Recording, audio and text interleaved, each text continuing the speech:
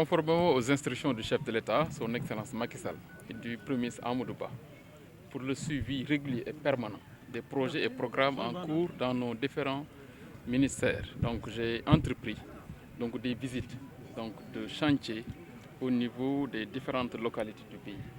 Donc comme vous l'avez dit, j'ai été à Sédhiou et à Kédougou la semaine dernière. Et aujourd'hui, comme vous l'avez dit, nous sommes à Thiès, donc en prélude au conseil présidentiel et à la tournée économique du chef de l'État. Donc j'ai démarré les visites ce matin à Tivaouane, où l'État du Sénégal a prévu de réhabiliter le stade municipal. Mais également dans le cadre des projets, le chef de l'État nous a instruit également de travailler sur la construction de stades départemental au niveau de chaque département du pays. Donc c'est dans ce cadre que nous avons effectué une visite à Tivaouane, mais également avec le maire, nous avons déjà retenu un site pour abriter le stade départemental de Tivaouane. Donc après-demain, certainement lors du conseil présidentiel sur la région de Thiès, nous reviendrons sur l'ensemble des projets en cours dans la région de Thiès. Mais dans la ville de Thiès, vous savez que l'État du Sénégal également a entrepris un certain nombre de projets que nous allons réaliser. Ici à Magnan-Soumaré, nous avons prévu de reconstruire la tribune. Les deux anciennes tribunes seront démolies et une tribune de 2000 places sera construite ici à Magnan-Soumaré. Nous allons également reprendre la grille de protection, de même que pour le gazon synthétique, c'est déjà réalisé avec la Fédération sénégalaise de football. C'est pour dire simplement qu'aujourd'hui, tous les acteurs sont unanimes que nous devons mutualiser nos efforts pour doter nos acteurs d'infrastructures de qualité, d'infrastructures aux normes. Nous allons également ici à Magnan-Soumaré reprendre l'éclairage sportif, pour dire simplement que nous sommes disposés et nous envisageons même la construction d'une autre tribune, de l'autre côté, du côté de la douane. Pour ce qui est du champ de course, le champ de course également sera réhabilité. Nous avons la tribune est fonctionnelle, je pense qu'elle est dans un état acceptable. Seulement il faudrait que l'aire de jeu, par exemple le terrain de football, soit peut-être un peu réhabilité. Nous avons même envisagé d'en faire un terrain synthétique. Nous allons également reprendre intégralement l'éclairage sportif au niveau du champ de course. Mais l'idée que nous avons, c'est que compte tenu de la disponibilité foncière au niveau du champ de course, nous allons en faire un complexe sportif avec l'aménagement de plusieurs terrains synthétiques, mais également d'autres plateaux multifonctionnels pour la jeunesse. Mais essayer de faire en sorte que tout le complexe soit éclairé pour permettre aux jeunes de pouvoir naturellement s'exprimer même pendant la nuit.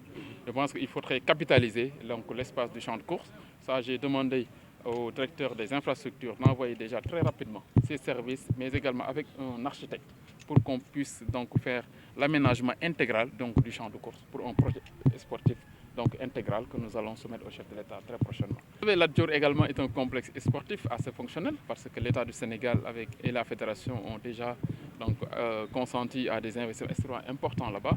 Mais l'ambition que nous avons pour la Dior, c'est d'en faire un stade international. Donc nous allons l'ambition, comme vous le savez, d'organiser la Coupe d'Afrique en 2027. Et la Dior fait partie des stades ciblés pour abriter des poules.